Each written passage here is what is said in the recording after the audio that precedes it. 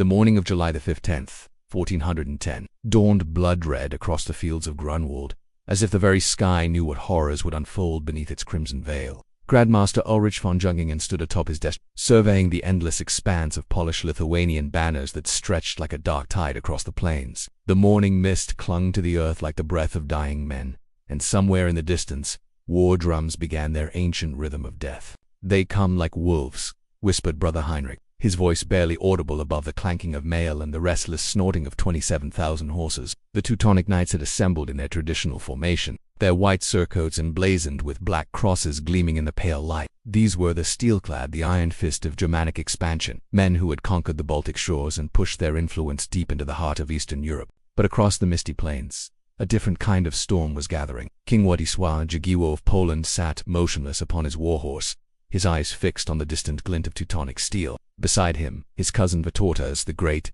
Grand Duke of Lithuania, shifted restlessly in his saddle, his weathered face bearing the scars of countless battles. These were the Stormborn children of the wild eastern lands, where thunders rolled across endless steppes and lightning split the sky above ancient forests. The Polish-Lithuanian army numbered 39,000 souls, a confederation of peoples bound by necessity and blood. Among their ranks stood Polish knights in glittering armor, Lithuanian cavalry with their curved sabers, Ruthenian borzars on their steppe ponies, and Toto horsemen whose ancestors had ridden with the great Khan himself. The very earth seemed to tremble beneath their collective weight, as if the mountains themselves were marching to war. As chronicled by the medieval historian Jan de, whose accounts remain one of our most valuable sources for understanding this pivotal moment in Eastern European history. The tension in the air was palpable. Men checked their weapons for the 100th time, whispered prayers to their various gods, and gazed across the narrow strip of land that separated two worlds from collision. The Teutonic Order had reached the zenith of its power, controlling a vast territory from the Baltic Sea to the borders of Poland.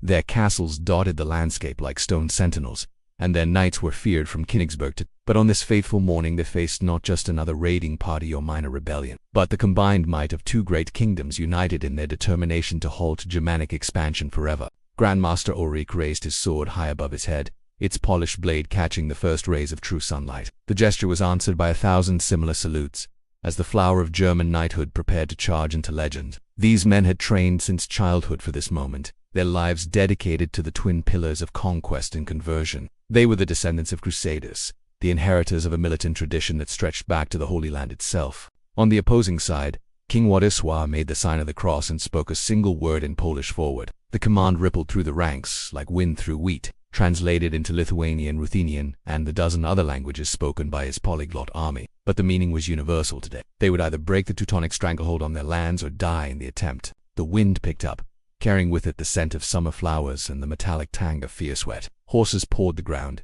their iron shoes striking sparks from scattered stones. Standards snapped and fluttered in the breeze. The White Eagle of Poland, the Charging Knight of Lithuania, and the Black Cross of the Teutonic Order. Three symbols that would soon be baptized in blood and fire. In the hushed moments before the storm broke, both armies completed their final preparations. The Teutonic formation was a masterpiece of military engineering, their heavy cavalry positioned to deliver maximum impact, their crossbowmen ready to rain death upon any who approached. They had fought this way for generations, their tactics refined through countless victories against the pagans of the north. But the Stormborn were not pagans anymore, and they had learned the lessons of previous defeats. Their formation was more fluid, more adaptable, designed to absorb the initial Teutonic charge and then strike back with the fury of the tempest itself. Today, the immovable object would meet the unstoppable force, and only one would remain standing when the sun set over the blood-soaked fields of Grunwald. The last moments of peace stretched like a taut bowstring, pregnant with the promise of violence. Soon, very soon, the thunder would roll across the plains, and the mountains themselves would shake with the fury of the storm. The first charge came like an avalanche of steel and thunder. Grandmaster Ulrich himself led the advance, his sword raised high as 27,000 voices roared their battle cry. Deus vult, God wills it. The very ground trembled beneath the weight of their charge, and the air filled with the terrible music of war. The crash of lance against shield, the screaming of horses, and the wet sound of steel finding flesh. The Teutonic Knights struck the Polish-Lithuanian line with the force of a mountain falling into the sea. Their heavy cavalry, bred for this moment of supreme violence, smashed through the first ranks like a steel fist through parchment. Polish knights reeled backward, their formations beginning to buckle under the relentless pressure. For a brief, terrifying moment, it seemed as though the battle might be decided in the first minutes of fighting. But the Stormborn had weathered storms before. King Władysław center held, barely, while his flanks began to wheel inward like the closing of a great trap. The Lithuanian cavalry, led by Vytautas himself, swept wide to the left, their sabers flashing in the morning sun. These were not the heavy knights of Western Europe, but something altogether more dangerous. Warriors of the steppe, men who had learned to fight from the back of a horse before they could properly walk. The Teutonic formation, so perfect in its initial execution, began to show cracks. Their charge had carried them deep into the Polish Lithuanian ranks, but now they found themselves surrounded, cut off from their support. The Grand Master looked around and saw his neat battle lines dissolving into a series of desperate melee, each man fighting for his life against enemies who seemed to appear from every direction. Brother Heinrich, fighting beside his Grand Master, felt the first cold touch of doubt. The Polish-Lithuanian army was not breaking as it should. Instead, it was bending, flowing around the Teutonic advance like water around a stone. And now, from the flanks, came the sound he'd learned to fear above all others. The wild war cries of the Lithuanian cavalry as they swept down upon the exposed Teutonic formations. The battle raged across the muddy fields with a fury that seemed to split the very air. Men fought with desperate courage, knowing that defeat meant not just death, but the end of their entire way of life. The Teutonic knights, for all their martial prowess, found themselves fighting an enemy that refused to conform to the accepted rules of medieval warfare. Where they expected ordered charges and formal duels, they found instead a swirling chaos of cavalry attacks, feigned retreats, and sudden hammer blows that seemed to come from nowhere. Vytautas the Great proved himself worthy of his epithet on this day. The Lithuanian Grand Duke seemed to be everywhere at once, his personal banner appearing first on one flank, then the other. As he led charge after charge against the increasingly desperate Teutonic formations, his men followed him with the devotion of wolves following their pack leader, their curved sabers carving bloody paths through the ranks of the As the morning wore on, the nature of the battle began to change. What had started as a formal encounter between two organized armies dissolved into 1,000 individual struggles, each fought with a desperate intensity of men who knew that only one side would see another sunrise. The field became a nightmare landscape of trampled earth and fallen bodies, where the living fought over the corpses of the dead. The Polish heavy cavalry, having absorbed the initial Teutonic charge, now began their own These were not the wild horsemen of the steppe, but disciplined knights in the Western tradition, their lances couched and their armor gleaming despite the mud and blood that covered the battlefield. They struck the wavering Teutonic lines with mechanical precision, their formation holding even as individual knights fell to Teutonic swords. Grandmaster Ulrich, finding himself increasingly isolated in the center of the maelstrom, made the decision that would seal the fate of his order. Gathering the last of his reserves, he led a final, desperate charge directly at the Polish royal standard. If he could reach King Władysław, if he could strike down the enemy leader, perhaps the battle could still be won. It was a gamble born of desperation, but it was all he had left. The charge was magnificent in its futility. The Grand Master and his remaining knights carved a bloody path through the Polish ranks, their swords rising and falling in a rhythm of death. For a moment it seemed as though they might actually reach their objective. The Polish royal guard closed ranks around their king, their shields forming a wall of steel that seemed impregnable. But the Stormborn had one more surprise in store. From the rear of the Polish formation came the sound of drums, not the ordered beat of European warfare, but the wild, primal rhythm of the eastern steppes. The Tatar auxiliaries, held in reserve throughout the morning's fighting, now thundered forward with their composite bows, singing death. Their arrows darkened the sky like a flock of ravens, and where they fell, Teutonic knights toppled from their saddles. The end came swiftly after that. Grandmaster Ulrich, pierced by a dozen arrows, fell from his horse into the mud of With his death, the last organized resistance of the Teutonic order crumbled. The white surcoats with their black crosses were trampled into the earth, and the proud banners of the order were cast down and torn to pieces. But the storm was far from over. As the sun reached its zenith, casting harsh shadows across the battlefield, the real slaughter began. The death of Grandmaster Ulrich von Jungingen sent shockwaves through the Teutonic ranks that reverberated like thunder across the battlefield. His fall was not merely the loss of a leader, but the collapse of a symbol. The Black Cross that had dominated the Baltic for 2 centuries was suddenly, terrifyingly mortal. The sight of their Grand Master's body, bristling with Polish and Lithuanian arrows, broke something fundamental in the hearts of the What followed was not retreat, but disintegration. The careful formations that had taken years to perfect dissolved into a chaos of individual survival. Knights who had trained together since boyhood found themselves separated in the melee, fighting desperate holding actions against enemies who seemed to multiply with each passing moment. The disciplined war machine of the Teutonic Order transformed into a collection of terrified men, each seeking only to live long enough to see another dawn. Yet even in their extremity, the Knights of the Teutonic Order proved why they had been feared for generations. Brother Heinrich, now the highest-ranking survivor in his sector, gathered a small band of his fellow knights around the fallen Grand Master's banner. They formed a circle of steel, their shields locked together, their swords creating a hedge of death that the Polish-Lithuanian forces could not easily breach. "For the order!" Heinrich roared, his voice carrying across the din of battle. "For the faith!" The response came from 100 throats, the traditional battle cry of men who had dedicated their lives to a cause greater than themselves. Even facing certain deaths, they would not yield without extracting a terrible price from their enemies. The Polish king Władysław, observing the desperate last stand of the Teutonic remnant, felt a grudging admiration for their courage. These were not mere raiders or brigands, but warriors of the highest caliber, fighting with the fury of cornered wolves. He turned to his cousin Vitalis and spoke words that would be remembered long after the battle ended.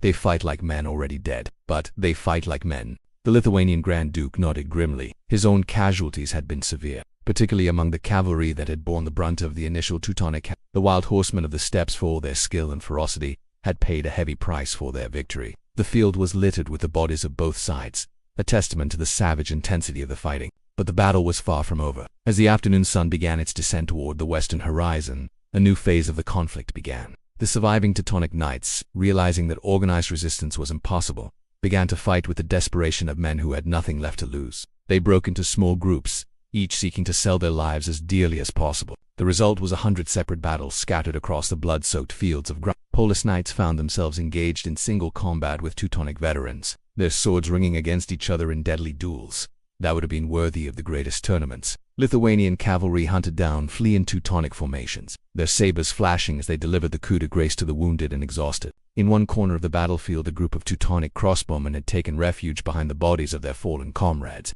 using them as breastworks from which to continue their resistance. Their bolts still found their marks with deadly accuracy, dropping Polish knights from their saddles and forcing the attackers to approach with caution. These were professional soldiers, men who had learned their trade in the harsh schools of the Baltic Crusades. The Tatar auxiliaries, meanwhile, had reverted to their traditional tactics of harassment and pursuit. Their small, hardy horses carried them across the battlefield like ghosts, appearing suddenly to loose a flight of arrows before disappearing just as quickly. They had learned these tactics on the vast steppes of Central Asia, where speed and mobility were the keys to survival. As the shadows lengthened, the character of the battle began to change once again. The morning's grand charges and formal maneuvers had given way to the afternoon's desperate melee, and now the evening brought something else entirely.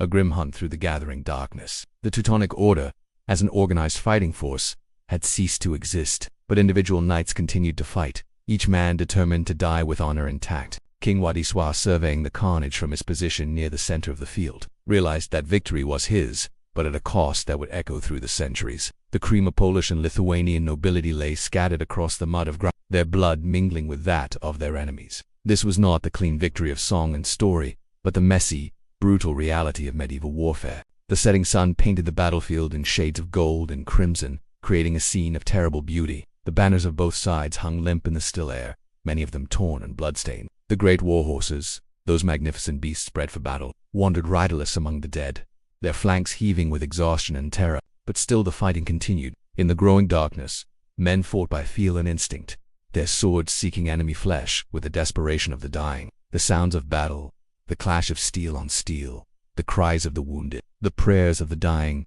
echoed across the plains like the voices of the damned. The storm that had begun at dawn was entering its final phase, but the eye of the storm was yet to come. Before this night was over, the fate of Eastern Europe would be decided, and the balance of power would shift in ways that would reshape the continent for centuries to come. As darkness crept across the battlefield of Grunwald, the nature of the conflict transformed into something more primal and terrifying than anything the medieval world had witnessed. The formal chivalric combat of the morning had devolved into a hunt, with the scattered remnants of the Teutonic Order being pursued through the forests and villages that surrounded the field of battle. The Stormborn had tasted victory, and now they would feast upon the complete destruction of their enemies. Vytautas the Great, his armor dented and his sword notched from hours of combat, led the pursuit with the relentless fury of a wolf-pack leader. His Lithuanian cavalry, their horses lathered with sweat and foam, spread out across the countryside like a net of death. No Teutonic knight would escape this field alive if the Grand Duke had his way. The memory of centuries of raids and invasions burned in his heart like molten iron.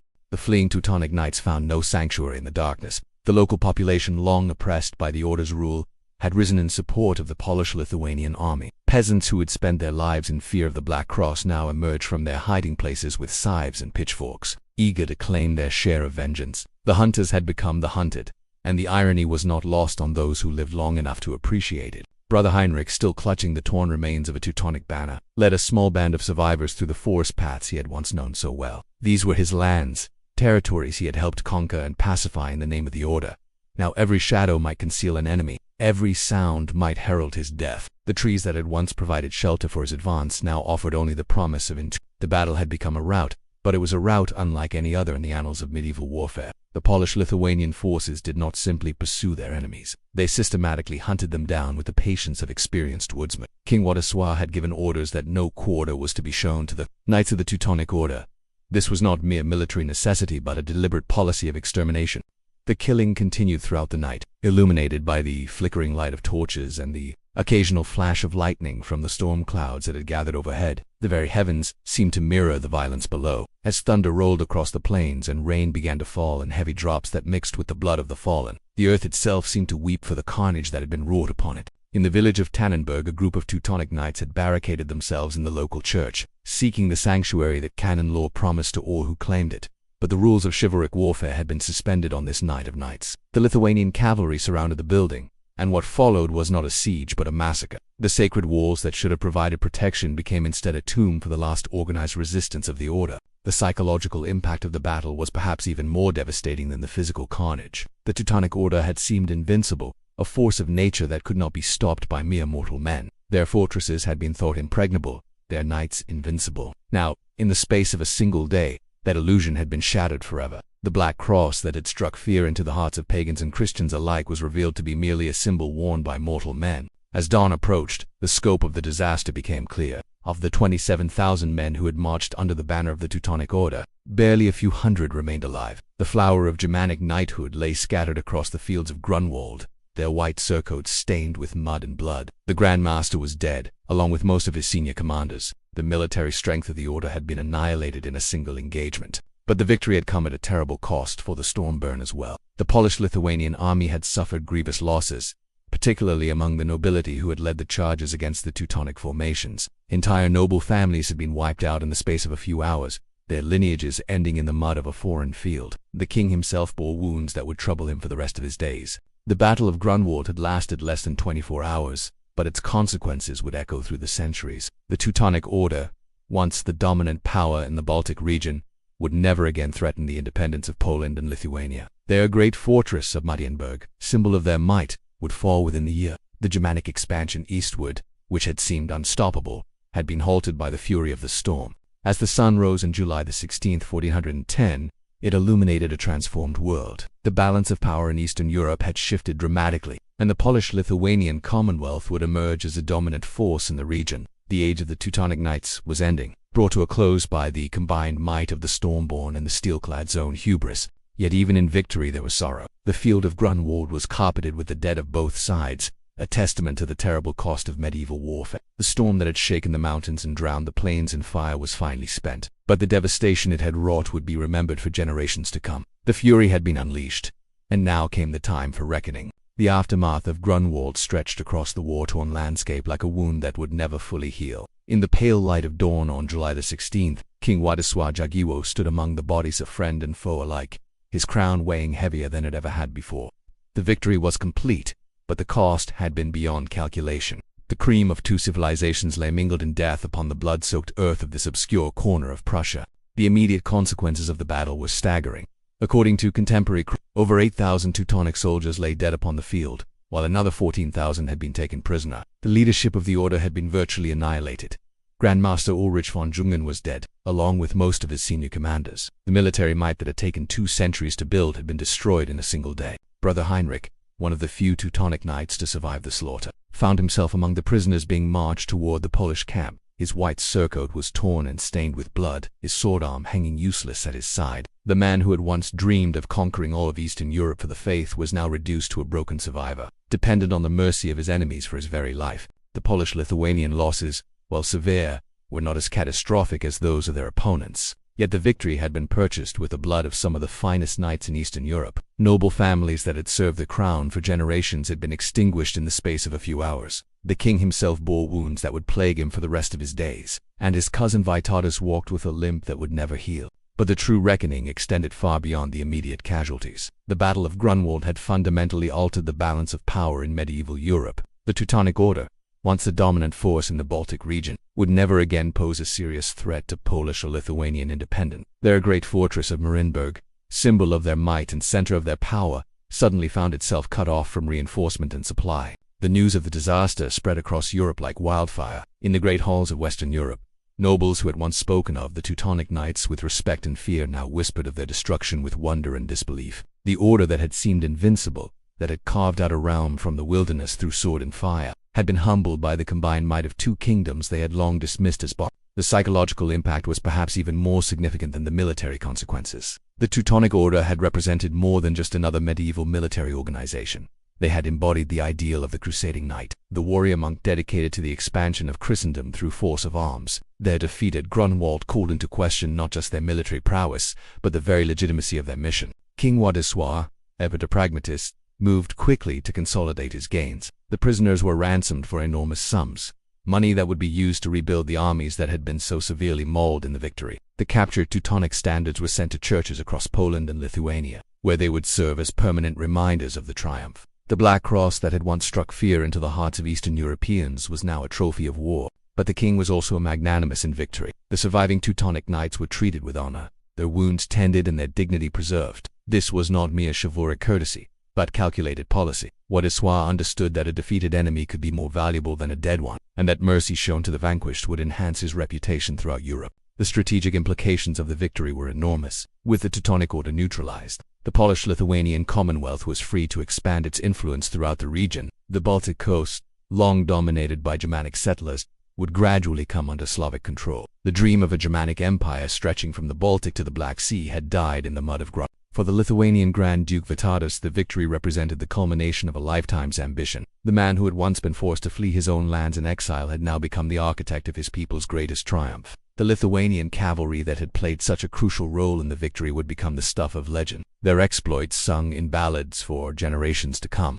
The Battle of Grunwald also marked a turning point in the nature of medieval warfare itself. The victory of the Polish-Lithuanian forces had been achieved not through adherence to traditional chivalric tactics, but through innovative use of combined arms and flexible formations. The lesson would not be lost on other European commanders, who would study the battle for decades to come. As the immediate aftermath of the battle gave way to longer-term consequences, the full scope of the transformation became clear. The Teutonic Order, while not completely destroyed, would never again be a major power in European politics. Their remaining territories would be gradually absorbed by Poland and Lithuania, their castles converted from symbols of Germanic expansion to monuments of Slavic triumph. The reckoning was complete, but its effects would ripple through the centuries, shaping the destiny of Eastern Europe for generations to come. The storm that had shaken the mountains and drowned the plains in fire had forever altered the landscape of medieval Europe, leaving behind a new world order forged in blood and steel. The echoes of Grunwald reverberated across the centuries like thunder rolling through distant mountains. In the immediate aftermath of the battle, the great fortress of Marienburg stood defiant against the advancing Polish-Lithuanian armies, its massive walls and towers a testament to the engineering prowess of the Teutonic Order. But the castle's strength was an illusion. With the Order's military might shattered and its treasury emptied by the ransoms demanded for captured knights, the fortress was little more than an elaborate tomb. The siege of Marienburg began in the autumn of 1410. As the first snows dusted the battlements of the great castle, King Władysław, despite his wounds from Grunwald, personally led the investment of the fortress. Determined to complete the destruction of Teutonic power in the region, the sight of the Polish royal standard flying before the walls of what had once been the most feared stronghold in Eastern Europe was a symbol of how completely the balance of power had shifted. Yet even their extremity, the defenders of Marienburg displayed the same stubborn courage that had characterized their order for 2 centuries. Under the command of Heinrich von Plauen, the remaining Teutonic knights prepared to sell their lives dearly. The castle's walls were lined with crossbowmen, its towers bristling with siege engines, and every stone seemed to echo with the ghosts of the Order's former glory. The siege stretched through the winter months, a brutal contest of endurance that tested the resolve of both sides. The Polish-Lithuanian forces, still recovering from their losses at Grunwald, found themselves fighting a different kind of battle, one of patience and persistence rather than the fury of open combat. The lessons learned in the Great Battle were applied here as well, with innovative siege techniques and coordinated attacks that gradually wore down the defenders. As spring arrived in 1411, the end came not with a mighty assault, but with a quiet surrender. The treasury of the Teutonic Order, depleted by war and ransom, could no longer maintain the garrison necessary to defend the fortress. Heinrich von Plauen, the last Grand Master to hold Marienburg, opened the gates to the Polish forces on a grey morning in April, ending forever the German occupation of the great castle. The fall of Marienburg marked the true end of the Teutonic state. The order would continue to exist, but as a shadow of its former self, controlling only a handful of minor territories. The great dream of Germanic expansion eastward, which had driven the knights for generations, was finally and irrevocably dead. The Black Cross would no longer strike fear into the hearts of Eastern Europeans. Brother Heinrich, now an old man bent with wounds and sorrow, lived to see the final collapse of everything he had devoted his life to defending. Released from captivity through the intercession of Western European nobles, he spent his remaining years in a month chronicling the history of the order and lamenting the pride that had led to its destruction. His memoirs, discovered centuries later, would provide historians with invaluable insights into the mind of the defeated enemy. The transformation of Eastern Europe was complete. The Polish-Lithuanian Commonwealth, forged in the fires of Grunwald, became the dominant power in the region. Stretching from the Baltic to the Black Sea, it would remain a major force in European politics for centuries to come. The victory had not just preserved Polish and Lithuanian independence, it had created a new great power that would shape the destiny of the continent. The legacy of Grunwald extended far beyond to the immediate political consequences. The battle became a symbol of resistance against foreign domination, inspiring future generations of Eastern Europeans in their struggles for independence. The Polish winged hussars who would later break the siege of Vienna could trace their lineage back to the cavalry charges that had shattered the Teutonic formations. The Lithuanian traditions of mobile warfare would influence military thinking across the region. But perhaps the most profound legacy of the battle was its demonstration that even the most seemingly invincible military organizations were vulnerable to defeat. The Teutonic Order had appeared unstoppable, protected by divine mandate and superior training. Their fall proved that no power, however mighty, was immune to the consequences of hubris and strategic miscalculation. The chroniclers of the time struggled to capture the full significance of what had occurred. How could they explain to future generations the magnitude of the transformation that had taken place? How could mere words convey the thunder of 30,000 horses charging across a muddy field, or the sight of proud banners falling into the dirt, or the sound of an empire dying? As the years passed, the Battle of Grunwald took on an almost mythical quality. Bards sang of the heroic deeds performed on that bloody field. Poets composed verses about the clash of civilizations, and artists painted great canvases depicting the moment when the fate of Eastern Europe was decided. The truth of the battle became intertwined with legend, creating a narrative that would inspire and educate for generations. The storm that had shaken the mountains and drowned the plains in fire had finally spent itself. In its wake, a new world had emerged, one where the balance of power in Eastern Europe was forever altered. The Stormborn had triumphed over the Steelclad, but at a cost that would echo through the centuries. The thunder of Grunwald had faded into history, but its echoes would resonate until the end of time. Standing in the ruins of Marienburg years later, an aged King Władysław reflected on the price of victory. The young knights who had charged so bravely at Grunwald were now old men, their bodies marked by the scars of that terrible day. The glory of triumph had been tempered by the sorrow of loss, and the crown felt heavier than ever upon his graying head. The storm was over, but its legacy would endure forever.